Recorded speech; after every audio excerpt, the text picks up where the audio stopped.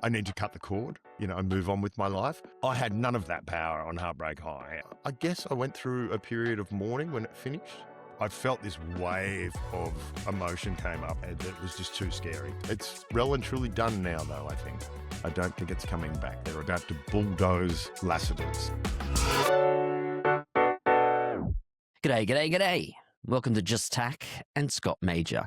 Now, ordinarily, I would be talking about the last week for me because I heard you all and you seem to want to hear a little bit about my life. Maybe because you're nosy, or maybe you find that interesting for some reason. And I promise to you that I will always try to make it as interesting as possible, even if in fact it is boring. But I record this the day after the anniversary of my mum's passing. It's been 3 years and I wrote a post on my Instagram the day after mum passed, and I haven't read it since, but I thought in honor of her I would read it. So I'm first going to introduce Scott and then I'll read it, and I hope you get something out of it. But that's been a big moment for me this week, and I thought I'd share it with you all. So today I am joined by a true powerhouse of Australian television. You know him as Darren Stark and Lucas Fitzgerald on Neighbours, and the absolute icon that is Rivers from Heartbreak High. Scott and I obviously spent a lot of time together on the Neighbours set, both with him as an actor and with him directing me. But today we get to peel the curtain all the way back on what this industry is actually like behind the scenes. What it was like returning as the drama coach and reviving River for the massive Heartbreak High reboot, and why he had to direct the Neighbours finale not once, but twice. This is brilliant, it's hilarious, and of course super insightful because it is Scott. Now subscribe where you find us or join us on Patreon. Okay, so there's my little introduction of Scott, and I guess now I'll read the letter, and I hope you find that interesting. I got a call from Dad while I was walking Mia yesterday afternoon. You have to fly to Brisbane tonight. Mum might not make it till morning. I rushed home and Amy and I found flights and a friend to take care of our dog Mia. That was Madge, by the way. We got to the airport and Dad called me again. A fear ran through my body. Oh no, I've missed her. I hadn't. He just wanted me to talk to her and tell her that I was coming. We boarded our flight and distracted ourselves watching Futurama. About halfway through the flight, my legs became really uncomfortable. I looked at the time, 10:22. We still had an hour to go. I did something I don't normally do. I took my shoes and socks off to relieve some of the discomfort. It worked, mostly. We landed on time and I got a text from Dad. My heart pounded again. It read 10:17. Third last morphine done. She looks very comfortable. What did this mean? Dad is a man of few words and his written English isn't great. I couldn't fathom that he was telling me she had passed and assumed he was just preparing me for her to be unconscious when we got there. It wouldn't have mattered much either way. Her Alzheimer's had meant that she was nonverbal the last few years. We jumped in an Uber. I had rejected my brother's offer to pick us up. I didn't want him to miss anything. We arrived at her care facility and Dad met us at the front door. We hugged and Dad just said sorry. Again, I didn't think much of it. What else do you say? We walked the long way to her room and I opened the door. The first thing I saw was my brother, so we hugged, and he left Amy and I in the room with Mum. I looked down and stopped. She was already dead. I had missed her. I sat next to her and placed my hand on her shoulder. The front of her was cold. The backside, still insulated by the bed, was warm. I didn't say anything out loud, but I said a lot in my head. I knew she could hear it. She had died shortly after the last morphine shot, about the time my legs had become uncomfortable. I hadn't got to say goodbye, but she had. The last time I had seen her as I left, I told her, "It's okay, Mum. You've done enough. Don't worry about me. You can go." When I left her this time, all I could say was goodbye. Thank you. And I love you. It appears so general to me now, but If I were to be specific, I wouldn't have known where to start, nor could I have captured it all. As I left the room, Dad said his final goodbye. He held her head in his hands, as if trying to look in her eyes, and said his goodbye. He then lightly tapped her on the cheek with his right hand, something I had seen him do many times to wake Mum up on my visits. This time was different. He of course knew that she was dead. But one last time before he left, he had to check. And in the brief pause he took after the final tap, he looked at her and said, "Okay." Then we left the room. She had held on until the weekend after one of the biggest scenes I had ever had to film, possibly will ever have to film. On that day, she hadn't had a great day, and shortly after completing the scene, I read a text from Dad saying as much. I look at that now as if that was the only way to communicate to me that she was with me for it, and she was proud. Something I had been telling myself that morning to aid me in the scene. Something I had told myself just after they yelled cut, as I felt that was the best work I had ever done, and that somehow it was for her. This is all to say she was always my biggest supporter, whether she was able to say it with words or not. I write this now, the morning after she left us. Not sure what else to do, not sure how else to tell anyone. She deserves more than just Mum died. And I want people to feel the sadness that I feel.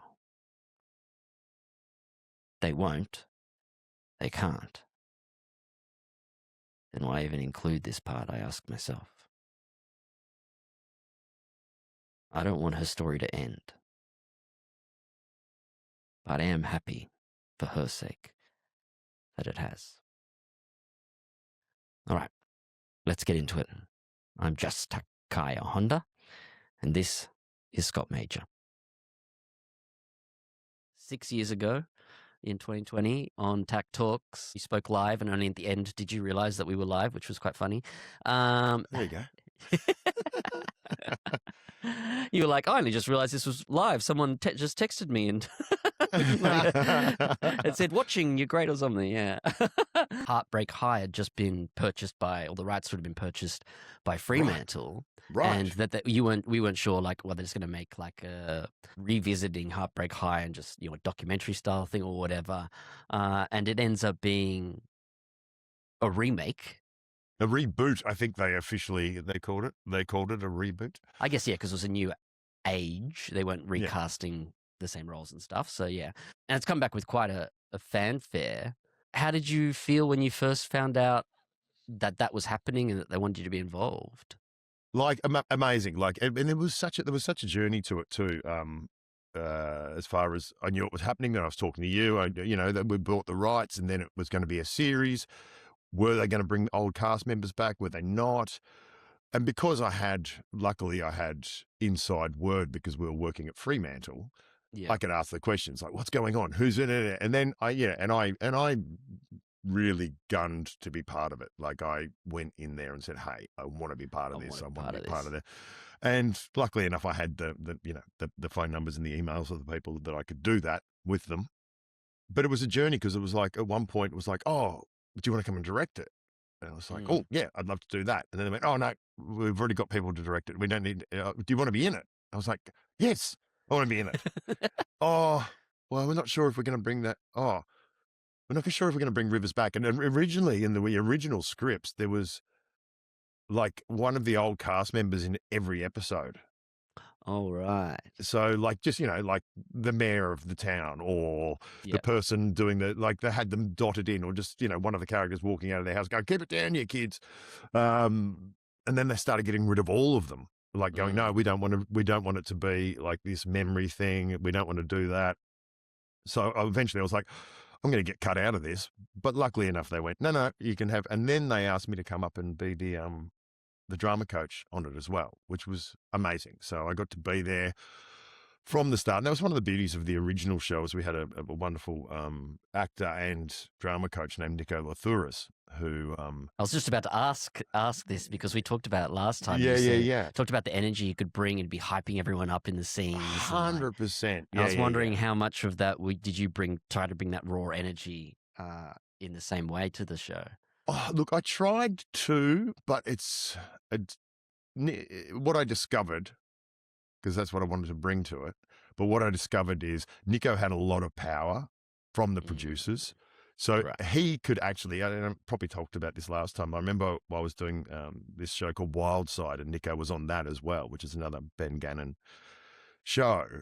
And I was on set and I didn't know my actions and my objectives. And he sent the entire crew off set to workshop me and yell at me for not coming to set prepared. And I didn't have that power. Yeah, like he was like, because he was like, I was this scene's not working. I was working I was working a scene. It was supposed to have a bit of a spark or a bit of a, with this girl and Jess Napier, her name was. And he said, "Oh, what's your actions? What's your objectives?" And I said, "Oh, well, I guess it's." And he went, "Right, you don't know, everyone off," and then started yelling at me on set. And then once we'd worked out the actions and objectives and what I wanted, he called the crew back on. So I had none of that power on Heartbreak High, and it was, not that I wanted it, but I couldn't really. Oh, you couldn't do that now. No, no. And and that way I'd kind of be stepping on the director's toes or I'd be doing this. So it felt a bit weird, but I did get to do what I did get to do is there's an opening scene where they all go into the classroom. They allowed me to have all the extras come in and all the main cast, and we rehearsed that scene, rehearsed it. And I sort of gave everyone little stories that were going on in that one. So we kind of got it for the start of the show, but then as things got busy, I couldn't really insert myself onto the set. But it was amazing to be part of, and it was amazing to see the new gen coming through, and also for it to be a worldwide hit again. Because it was a worldwide hit in 1994, and then it was a worldwide hit again. One of the actors, Bryn, who plays Spider on the show, he was in the subway in New York, and people were like, "Oh my God, it's from Heartbreak High." And I was just like, "That's cool." Because there's plenty of shows that are about kids in high school, right? What do you think it is that clicks with Heartbreak High because I would say there's a difference between the two generations of the show. There's huge difference. But yeah, what do you think? Where do you think the magic lies? What we were doing in 1994, the parents would be careful about letting their kids watch it. I think the same thing happened. They pushed the boundaries of this is actually what's going on in school, as far as, ours was like an aggressive, rebellious sort of version. And the new version was just, I think, the sexuality and it was quite risque, to use an old term, on the edge of. It was on the edge. Yeah, I think it was edgy. That's a much better way to put it. I think both versions were really edgy. They didn't apologize, and they actually both versions represented, it was a true representation of what's actually going on in the schools at the time. So therefore people I see myself on screen. And Australia too, in that sense as well. And in Australia, yeah. And, and I think that's why it has an international appeal too. It's like, oh, okay, we're not apologizing. We're just going for exactly what we want to do. But the big difference, I think, between the two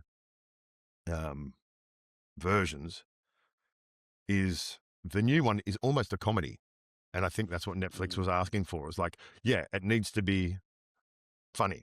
It needs to be serious, then funny. Serious, not serious, then hold a look to camera. It was always undercut. Everything was undercut with humor or with, deflecting with humor or whatever that was. So that was the big difference between the two versions, I think. Yeah, which is perhaps just the modernization of it and a sign of the times to a degree of, what clicks, Yeah, and I think post COVID. Yeah. people wanted to laugh. Yeah, and I guess it's following that sort of sex education thing too, which sort of has a similar vibe of that. It's a very The similar drama vibe. with the comedy edges on things, but the comedy doesn't like take you out from the realism of it. It's kind of like, at least to me, like if for the most It's part, endearing. Of what I saw. It's endearing. It's not like it's not slapstick. It's not a sitcom. It doesn't turn into a sitcom. It's just No. something funny happens. And a lot of the time it's from the emotional, like it's to mask the emotion or to, so I think we can all relate to that. Let's make a joke Which about we do in real life too. Like I do it all the time. 100%. Like if something gets too serious, I'm pulling out a joke. People will see it in these chats that I have. It's like if I see someone getting too like thing, then I'm going to try and get a laugh in there too, because laughter creates vulnerability as much as anything else. I think so. 100%. I've got a bad affliction that I'm a trauma laugher, or I crack jokes. I can often laugh at a funeral, and it's just something that happens. It's like, oh God, stop it, Scott. I remember when I got told that I remember the first time I recognized this. I think I was 15 years old.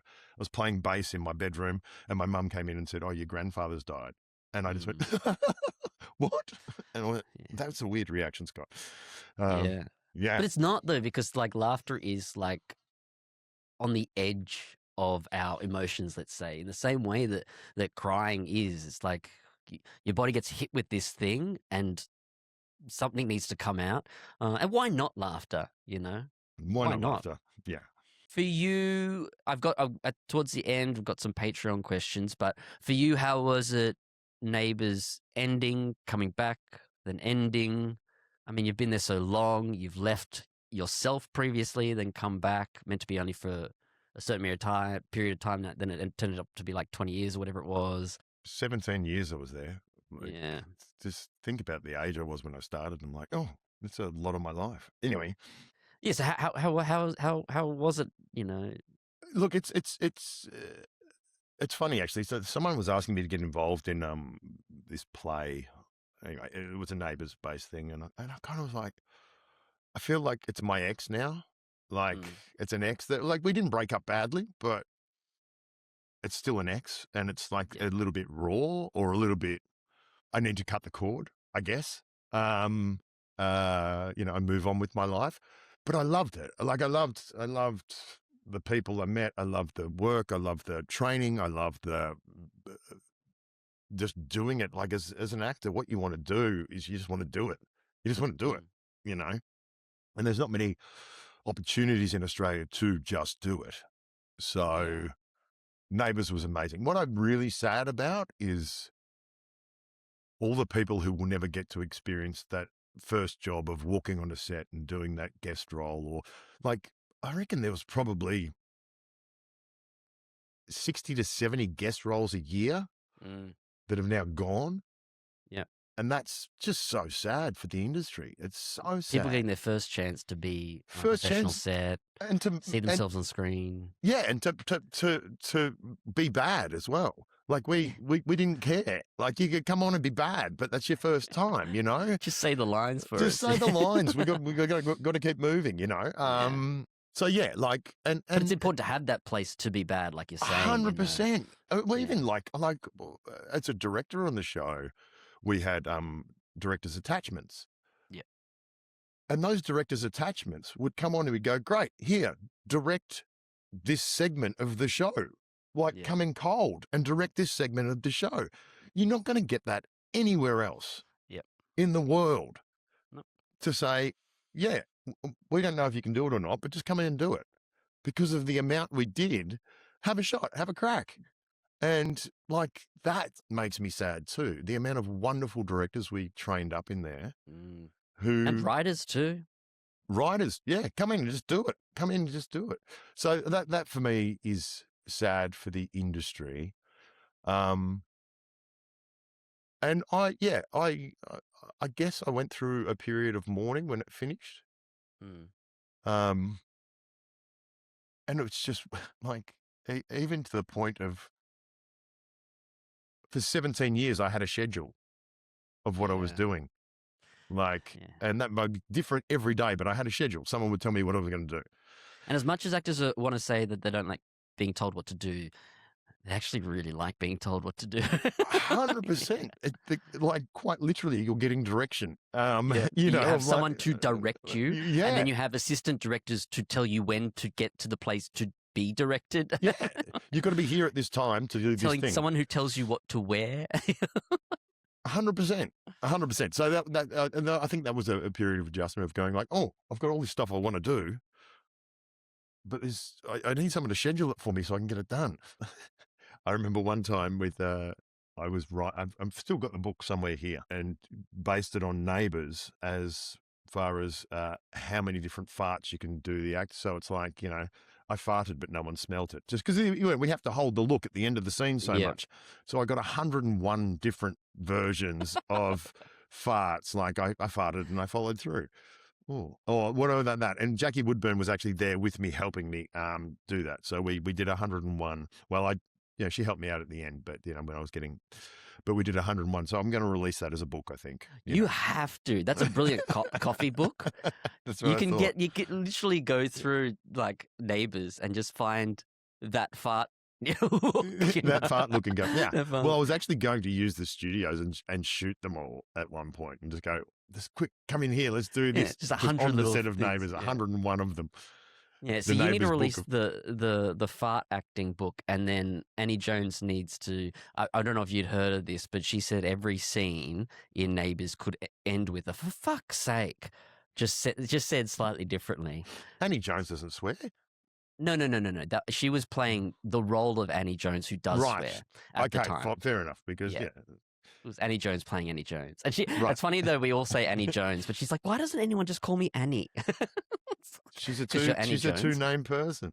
She's a two-name person. I Annie love Jones. that human so much. It's well and truly done now, though. I think.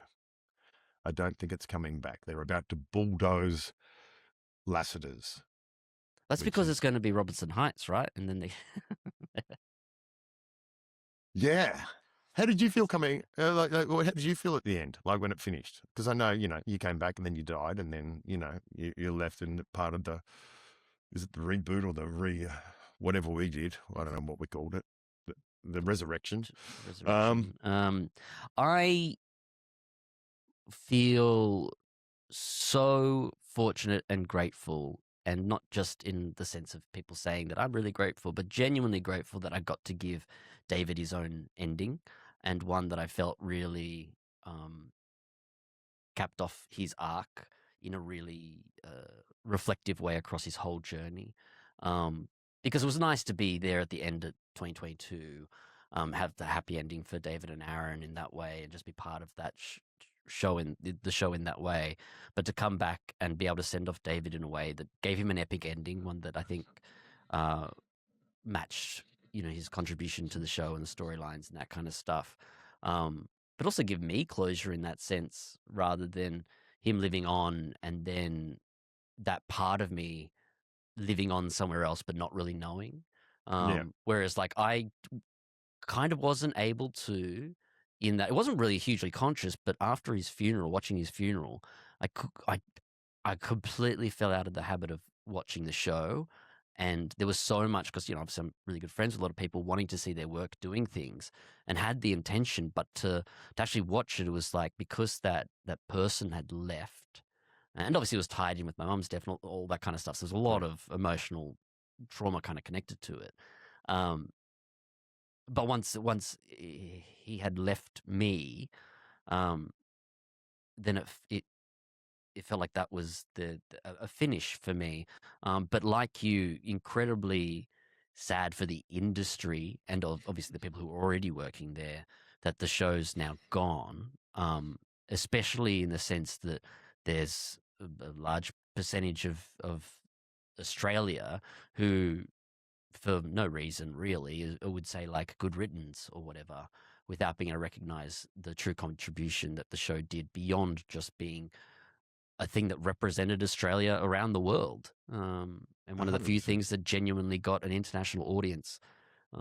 There's a whole lot of tourism dollars that came in because of the show as well. Like there's a lot of industries that have a secondary flow-on effect to the loss of Neighbours. Because even Heartbreak High yes, did really well internationally, but no one's traveling to Australia to check out locations, I think, of that show. No. But they would for Neighbours. Everyone wants to get their photo on Pin Oak. There'll be people for the next decade or so who will still be doing that, but there's not new generations who are going to be wanting to do that. Adele went to the street and took a photo, you know? Like... I remember the buzz that went through the building when they went, Adele's at Ramsay Street, quick, get in contact with her, quick, get her to come down. It was like, nah, she's already left. So since Neighbours ended, what's been going on? You've had a bunch of indie films and stuff. Yeah. It's we're talking about the industry, talking about what's left in the industry, especially in Melbourne, I guess. There's a lot of people out there doing it, and I think technology changes, and the fact that you don't need $1 million or whatever like that. So yeah, and as I said before, like as an actor, I just want to work. I just want to do it. So yeah, I managed to do. And it was a year anniversary yesterday for the for the final scene we shot on Neighbours, which in our group chats that popped up. So since then, I've acted in 4 indie films and I think 5 or so short films, which have been all really good. One of them is going to be at MIF. Melbourne International Film Festival. For those of you who don't know. Yes. So yeah, look, that's been really, really wonderful. And that's a whole different skill set as well, indie film, as far as, you think Neighbours is quick. But, I was doing this, one of the films I was doing, I had a 3-page monologue and I turned up on set and it was at a wake. So it was, it was about my dead brother. And I turn up on set and they go, "Oh, we're lit and ready to go. Do you want to shoot it?" And I went, "What? No line run? No, nothing? No, just walk. We've already lit. So if you just walk down the driveway and walk into the garage and just sit down there and your other guy's going to be there and just do it." And I was like, "Okay." Got one take and they went, "Right, moving on." It's like, I just did 3 pages of this. And the other thing was too, and this is it's one of those things as an actor, you're like, you rehearse the monologue and you go, okay, and you ground the moments in the past and you go, okay, well, this bit, you create the world and you have an idea of how it might go, especially when you've got all the dialogue. So I had this emotional sort of journey that I was going to go on with, that I'd grounded in the past, that not pre-shaping it, but just thought, these are some of the things that could potentially happen, or, and then when because there was no rehearsal or no anything, we just went straight into it. The other person who was playing my brother started bawling their eyes out, like sobbing throughout. And so the whole, everything that I'd thought that was going to happen, I just threw out the window and went, and the whole 3 pages became about consoling him. So it was actually quite interesting in the end. It was like, okay, that would never have happened if we hadn't shot it that way. Well, yeah, and also as a tribute to your abilities to then listen and react to what's going on around you and make the scene about more than just your own performance. Yeah. And by doing so, then I imagine improving your performance and the storytelling as a whole, because then you see 2 brothers then existing in that moment together in what should be a real way. So hopefully we get to see it, or I get to see it somewhere. Because it was one of those things that also as an actor, you walk away afterwards and you go, because there was kind of no emotion. It's like, did I do my acting? Or would I just, because sometimes we think that the more dramatic, the better the acting, but which is not necessarily the case. It was like, that was just me consoling. That was just me being present. So I haven't seen it. It could be shithouse, but it was a very interesting little journey. So yeah, I did the indie films. I've also, I'm going to plug my own YouTube channel, Major Look TV. Yes. I went and watched, now I forgot the name, Till You Make It. Till You Make It. Yeah. And I watched it last night. It's great. It really feels like something. Now I don't know you're going what. to do really good acting now. Remember, just being.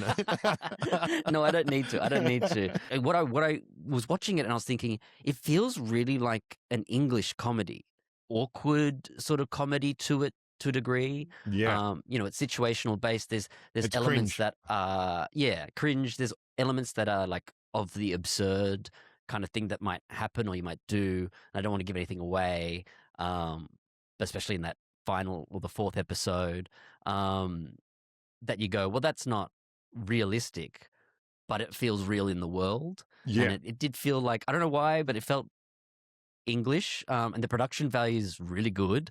Yeah. It definitely feels like a show. And I did want to talk to you about this within the YouTube world, because it felt like something you could watch on a Netflix or a streamer or whatever, right? But would probably do shorter episodes next time around, just because. And go pure web series style. Yeah, like even not much shorter, like 9 minutes. It's kind of, I guess, everyone's attention spans so much less now. So it's like you want more people to see it, and everyone who listens to this should definitely go. We'll have a link in the description and show notes and stuff. Major Look TV, like and subscribe. Like, subscribe, and hype. Yeah, if it's a new video, get it on that top trending things. Anyway, it's just really good. Like it's. Yeah, I mean, look, until you make it. Yeah, I've also shot a short film as part of the YouTube channel, and it's interesting that you talk about this. It's really hard to find that journey of like, and I don't want anything to be mercenary. It's not even about making money. It would be good if it made enough money to be self-sufficient, but it's not. I'm under no illusion that I'm going to become a millionaire YouTuber. Like, it's about creating the stories, and I guess. I did a short film which I'm deep in the edit of, and that I wrote, and I've got 6 people playing the one character, so I'm cutting back and forth, and it's an interview scene, and and it's all shot beautifully, and all these sort of things that I've got to get it going, and I want to. This is the question, I guess. So that's just one part of it, and I could take people on the journey of that, which I'm intending to do. I'm just being, I guess. Distracted by other work that I'm doing. But do you bring people on the journey of I'm building a channel to be sustainable or to do this? And I did have an idea the other day, and tell me what you think of, like, I have the resources to be able to shoot something, but maybe we have, all right, everyone send me your short film scripts or like that, and I'll make your film for you or something like that. So it's sort of an audience engagement. It's like, I'm going to have a competition. Everyone, you have to watch this or do that, or, whatever the case may be. And then I will bring your short film to life for you. If you don't have the resources, I can do that for you, or, and then go through the journey and make every short film part of the journey. So you might, were you on the journey with We Did This, which is the one I'm doing now, or were you on the journey with this, or, so, or is the journey, I'm going to create a channel where everyone comes, I think it's too broad. I'm going to create a channel where you can come and enjoy things like. Well, I would say that's too broad. 2 ideas came to my head. The first one with what you're saying of like, I can make your thing. In a YouTube sense, I think that would work it becomes a competition base, and you get 10 people who obviously you get everyone to send scripts, and you have 10 finalists, and then you put those finalists through like a boot camp of developing that script. Yeah. And you take the audience along that, and then whoever wins gets their short film made, and you fund that or whatever. And so then people have their favorites, and then it comes out the end, and that's a repeatable format, right? Yeah. Or you come from the aspect of, which is probably a bigger, rather than like a series format, but like a longer YouTube channel idea for you coming in and going, I'm Scott. I've performed as an actor in this many episodes of TV, this many films. I've won multiple awards as an actor and a director. I've been nominated for actor awards, which, I'm all these things. I've shot and been in hundreds of, or even maybe thousands of episodes of television. So you would think it's easy for me to get stuff made, but it actually isn't. So I'm here, and I want you to come along the journey with me, because my goal is to make a $5 million film, whatever it is, right? But I start here from the bottom, and then it becomes, obviously that's got to be fleshed out a lot, but it becomes this thing where you're inviting people in to come on that journey, and if I was, and I'm starting from zero here. So what's the first step? What do we got to do? And as an editor, I can cut things together, but I'm not a professional. You know what I mean? So it's all, coming to the journey. But I've got to, I guess, get more people involved. But then, once again, as you were pointing out, it's not really a journey, a tangible journey that people can come on unless I stay. I am going to beat Netflix for subscribers. That's what I'm going to be. I'm going to have the biggest subscribers ever on, which is just a huge undertaking, but a fun one. You have to commit to it 100%. Like and you need someone following you around, filming you, so that you can go on the journey. So I have enough trouble asking someone to come and do a self-tape with me. I just don't want to disturb you. Sorry, I don't want to waste your time. But the kind of model, actually, and this is something that Ben Affleck and Matt Damon sort of did with that show they put on Netflix.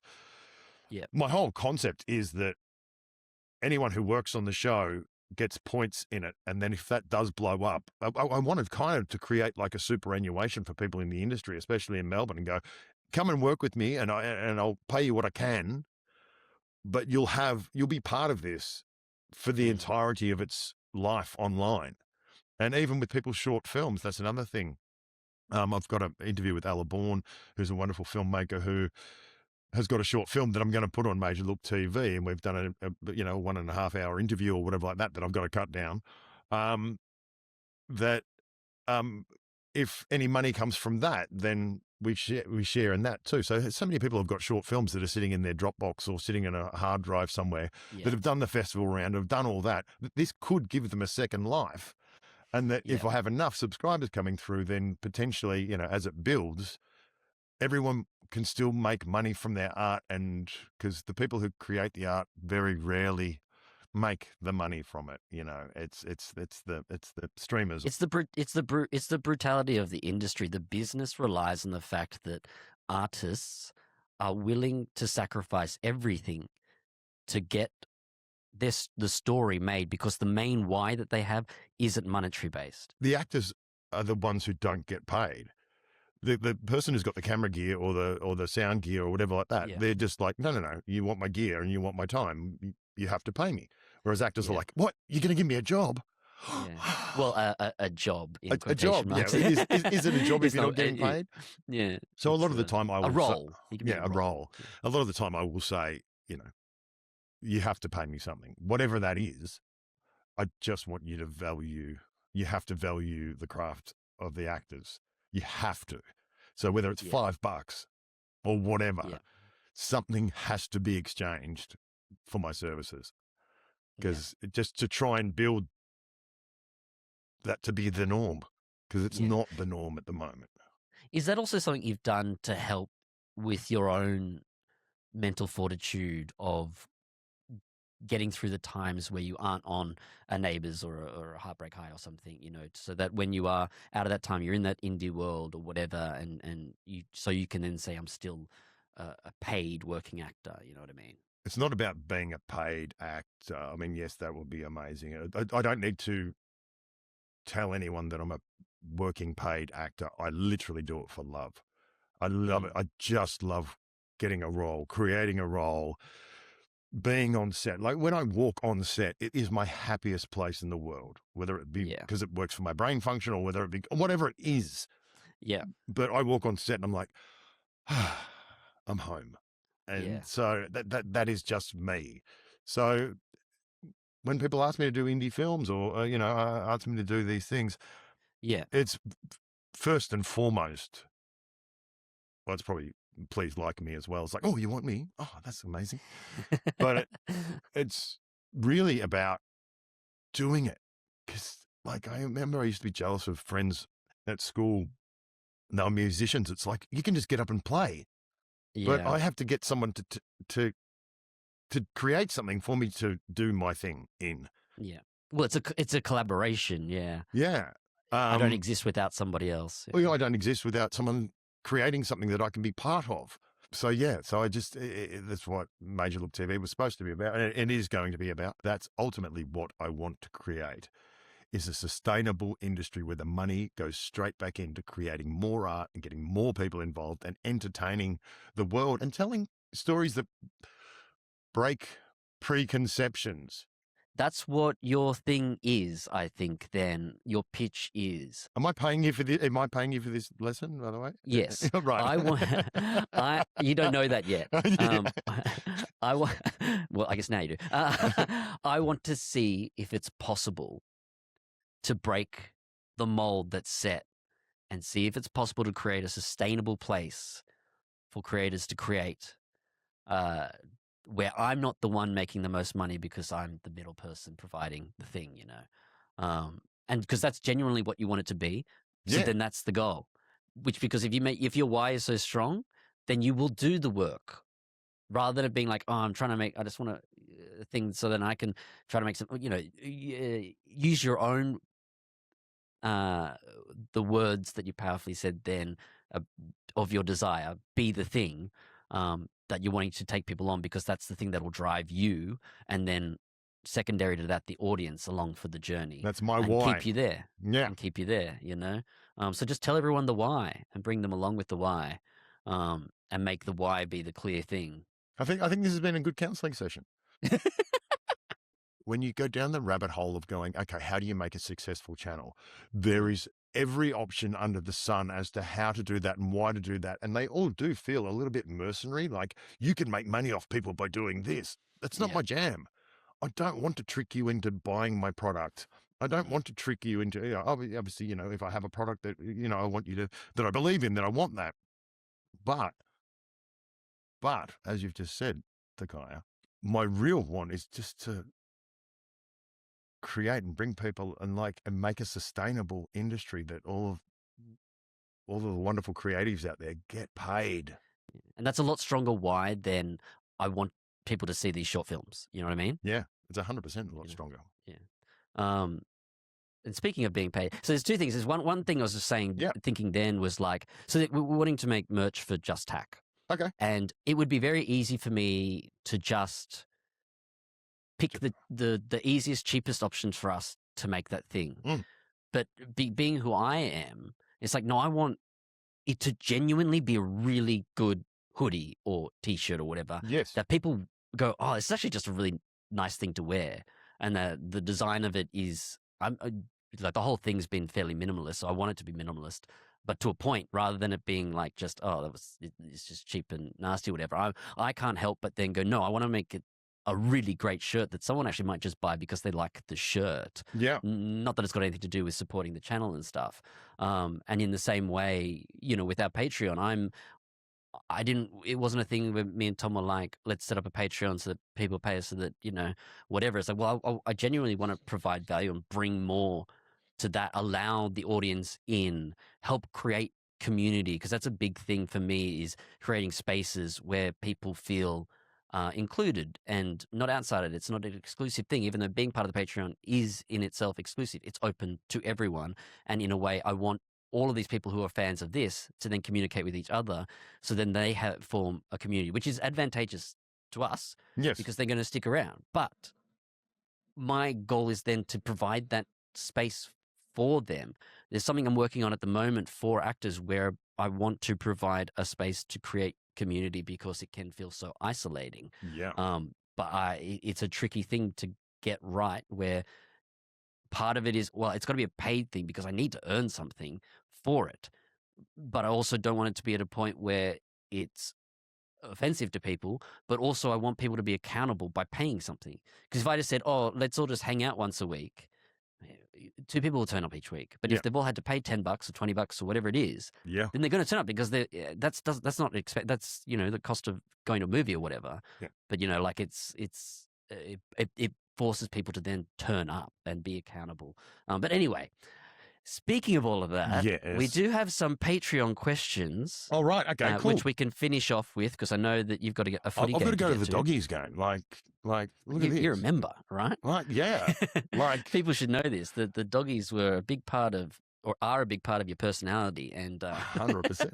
They really are. I think Maddie Wilson calls me Doggy Major, I think. And in the same sense, that's what sporting teams have done so well, creating community. 100%.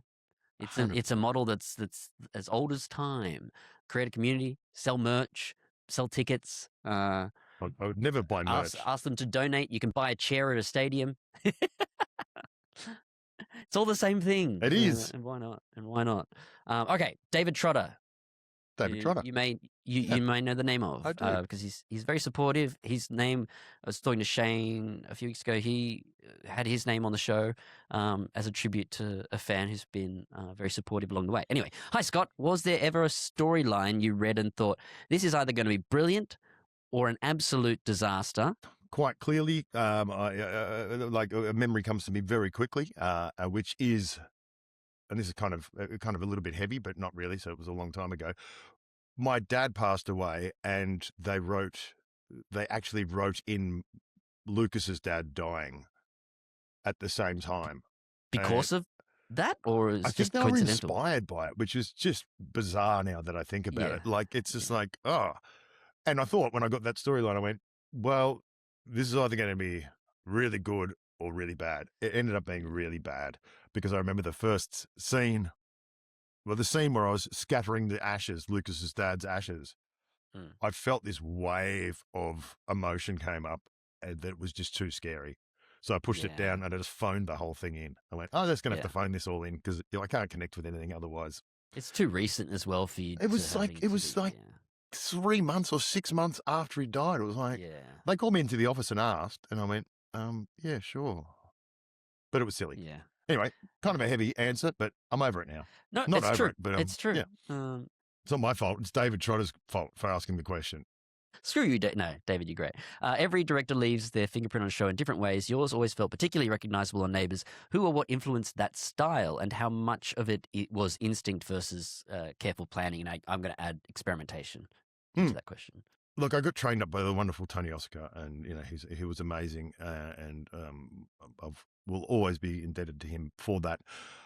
I was just trying shit, and just where I really wanted the audience to feel in the perspective of the character of whatever they were going through. So that's where the experimentation started, to just with the camera move and all that kind of stuff, just to try and be really visceral for the audience as to what that character was going through.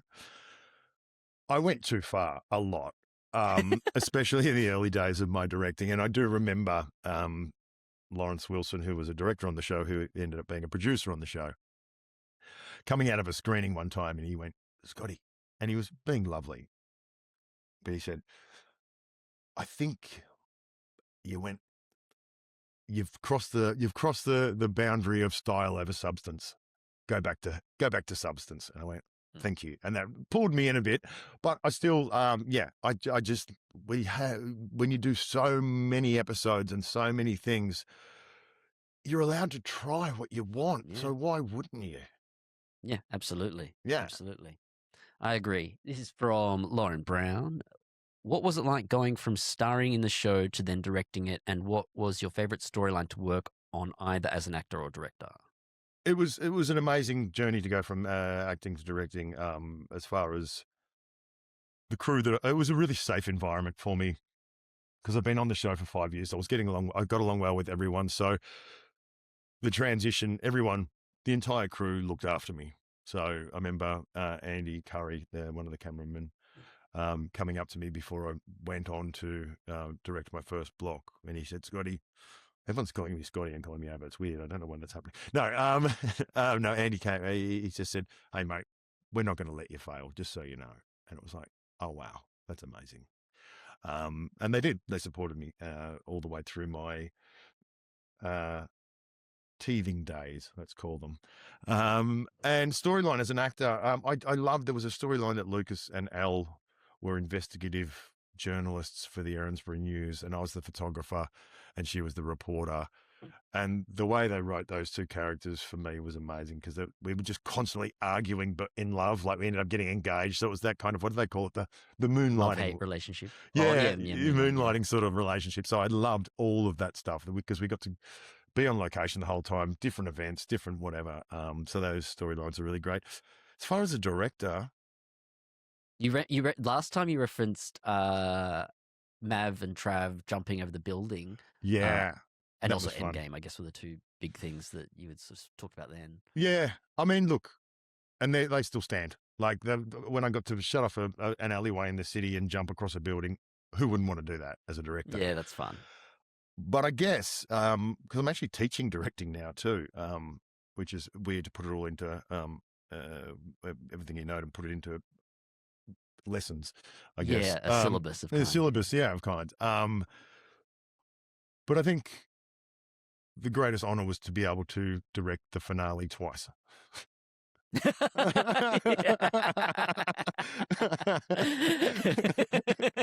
the end of Neighbours. I get to direct it again. Yeah. Yeah. Fair answer. All right. Yeah. Craig Hughes. Hi, Scott. You first played Darren Stark back in 1993, then returned to Neighbours around 15 years later as Lucas Fitzgerald. What was it like playing a completely different character after so many years, and what was it like directing episodes while also acting as Lucas at the same time? Okay. Totally different world. Like I remember they asked me to come back as Darren Stark, but I'd just been on Heartbreak High playing Rivets. So I said no. I thought I was much better and could. The world was my oyster, and I was going to be a big Hollywood star, which I'm still working on. Just waiting for America to sort itself out. So it was a totally different environment when I came back, but it was totally a different environment, but also the same environment. Like, very welcoming, very wonderful, and as you know, and anyone who's spent any time there, it is a family. I'd forgotten what Darren Stark was originally, kind of really so, and it was somewhat of the same character as far as, you look the same. Well, a little bit older. Your face. Yeah, with my face, but also Lucas came in as the rebel, which is what Darren Stark was originally too. He's just a bit more of a criminal than a rebel when he first came in. And directing myself, I do remember the first time I did that, and there was a scene with Steph and Lucas, and Lucas had a line which was, "You stole my baby," which is a classic Neighbours line, obviously. I've been there. You have to. Not that we recycle stories. Anyway, No. So Steph had stolen my baby. Anyway, it was the first time I'd seen her since she'd got out of jail or out of the hospital or whatever. And I went big with it. You took my baby, and I looked back at that scene and went, I needed a director to pull me back. So I learned very quickly after that I have to direct my own. I have to be aware of what I'm doing because I went too far. Last one from Kayla Barry. Hi, Scott. What were your thoughts on the Steph and Lucas relationship, and do you wish they were Endgame, each other's happy ending? Yeah, I think character-wise, Steph and Lucas should have been the Endgame. I think they were suited. They were both bikies. They were very similar. In actual fact, I don't think they actually got together. Like, didn't actually date. They got together, but I don't think they ever dated. It always got close, and then they didn't make it. Libby and Lucas dated. Al and Lucas got engaged, and then Vanessa was my Endgame in the end, which I married twice. I think. Well, we got left at the aisle once. And married twice. Yeah, anyway. Typical Neighbours. 2 weddings. Yeah, 2 weddings. All right, you've got to get to the footy. Thank you very much, Scott. I think people find this one really interesting. We went into some really interesting tangents, I think. Yeah. A little bit of coaching both ways, which is nice. Yeah, and, coaching both ways. So we don't owe each other any money. Like, yeah. Yeah, it evens out. Yeah, no, thank you very much, Scotty. No, thank you for having me. I really, really, really appreciate it. And good luck with everything that is, just tack. Scotty Major. The man literally ended our interview so he wouldn't be late for a Western Bulldogs game. At least I hope he wasn't going to be late, which is the most Scott Major way to exit a podcast ever. Also, if he doesn't actually publish that 101 Farts of Neighbours coffee table book, I'm going to fund it myself. No, I won't. Don't have any money. We talked a bit today about how humans process heavy emotions, and Scott mentioned his terrible habit of nervously laughing at funerals as a trauma response. I want to know who is listening right now. Jump into the comments and tell me what is the most wildly inappropriate time you have ever burst out laughing. Maybe it was while I was reading my caption about my mum in the intro. I would be okay with that. Have you ever completely lost it in a serious meeting or a wedding or a funeral? Drop your most awkward moments in the comments below. I'd love to read them, and thank you for sticking to the end. If you got something out of this chat, the absolute best way to support the show is to hit subscribe and leave a review, like, and comment. If you don't do it, I am going to have to make producer Tom sit in an empty room and shoot a full body self-tape audition every single day for the next year until he understands the pain of an actor trying to hide their messy living room. Spare him the trauma and us, and hit subscribe, please. A massive thank you to our Patreon community. If you want to listen to or watch every single episode absolutely ad-free or uncut, remember, Peeping Tom cuts like half the chat because he says I'm boring, plus get all the behind-the-scenes chaos. I try to do a weekly update for my Patreons. Click the link in the show notes for a 7-day free trial. And a huge shout-out to our executive producer tier, Carl B. and Craig Hughes. Thank you so much, legends, for being such legends. I'll see you next week. That was Scott Major, and I am just Takaya Honda.